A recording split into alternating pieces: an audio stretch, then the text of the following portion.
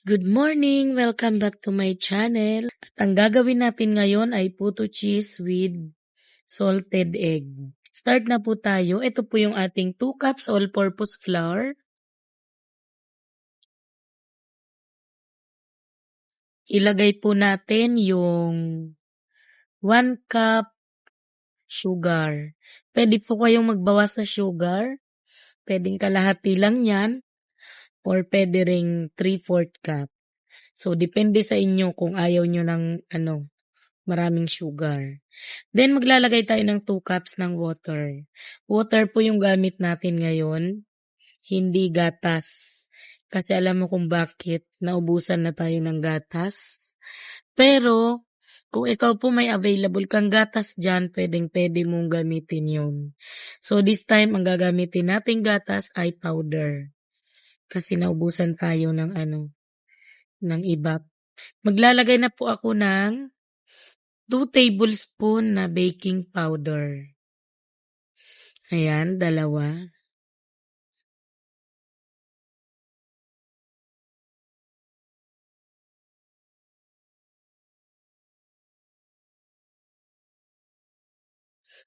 Next na po nating ilagay yung 2 sachet, 2 pack ng Bear Brand na sakto, or sa mga wala pong available na ganyan na pack, pwede po kayong gumamit ng 1/2 cup na gatas. O kung marami talaga kayong gatas, pwede nyo pang mas dagdagan pa ng konti. Pwede na yung 1/2 cup sa mga pang-negosyo. Siyempre, adjust tayo sa costing kung pang-negosyo natin. So, kayo na bahalang mag-adjust nun. Ilagay na rin natin yung 2 itlog.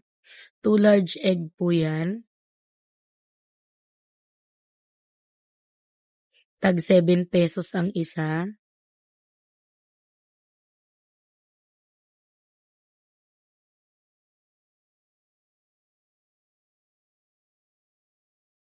Ayan, i-beat ko lang ng konti kasi mainit pa yung melted margarine natin. Di pa natin pwedeng ilagay.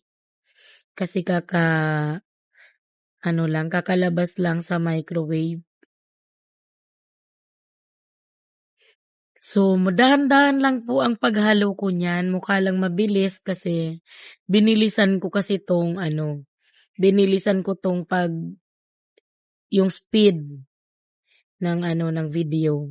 Pero sa totoong buhay po ay hindi po yan mabilis. Mabagal lang po ang pagmix ko kasi ang puto po ay bawal i-overmix ang puto butter. Ayan, medyo malamig na yung ating melted margarine. Ilagay na natin. 5 tablespoon melted margarine. May choice ka rin po. Pwede kang gumamit dito ng 5 tablespoon ng coconut oil. Or kung anong oil na meron ka dyan, wag lang yung mumurahing oil na nabibili sa palengke kasi hindi po masarap yun. Coconut oil, perfect talaga yun sa puto. Lagi ko na siyang natatry, pero ginagawa ko yung coconut oil. Ngayon kasi wala tayong available. Ayan, at dahil tapos na, sasalain natin. So yung pagsasala po ng mixture, sabi ko nga sa mga previous vlog ko ay optional lang po yan. Kung kaya mo naman talagang pagandahin or na walang buo-buo, pwede na. So, ayan po yung cheese ko. Siyempre, kulang pa yun. Yan din yung salted egg ko. Siyempre, kulang pa yan. Kasi 2 salted egg yung nagamit ko. Saka yung cheese. Marami kasi marami kong nilalagay. Kasi po, itong niluto ko ay dadalhin ko to ulit sa Ortigas para sa meeting namin bukas. Say natin yung cheese, pag 2 minutes na lang bago maluto ang ating puto. So, ito kasabay yung cheese. So, i-try natin kung ano yung maganda. Kung ano yung maganda sa paningin, pero syempre sa lasa, pare-pareho lang yung lasa niyan. So, dahil kumukulo na din yung ating tubig, salang na natin itong ating first batch. So, always meron pong tela yung takip ng steamer. So, 6 lang tayo bawat salang. Ito po yung naging itsura ng ating first batch na isinabay natin yung cheese sa pagluto. So, halos hindi na natin nakikita yung cheese. Nahalo na siya dyan sa puto, sa ibabaw. Saka parang dry siya tingnan. Ayun, sa itsura lang po yan nagkakaiba-iba pero pagdating po sa lasa, syempre pare-pareho lang siya. So, ayan yung sinabay yung cheese. Ganyan yung itsura.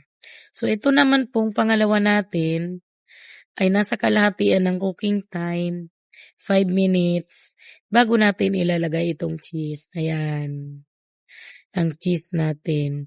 Hindi tayo nagtipid sa cheese. Makakaba yung cheese natin, malalaki.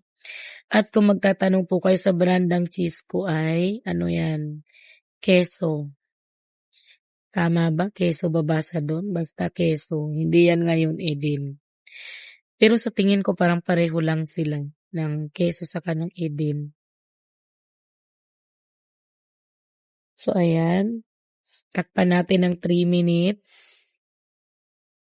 Ay, kalahatian pala. 5 minutes. So, ganyan naman yung itsura ng 5 minutes bago ilagay yung cheese. So, kung mapapansin nyo, na-melt pa rin yung cheese pero hindi siya masyadong na-melt. Kitang-kita pa rin natin yung cheese sa ibabaw. So, ganyan ang itsura. Ito naman po yung pangatlo nating ginawa na kung saan 2 minutes na lang bago matapos yung cooking time, saka natin nilagay yung cheese.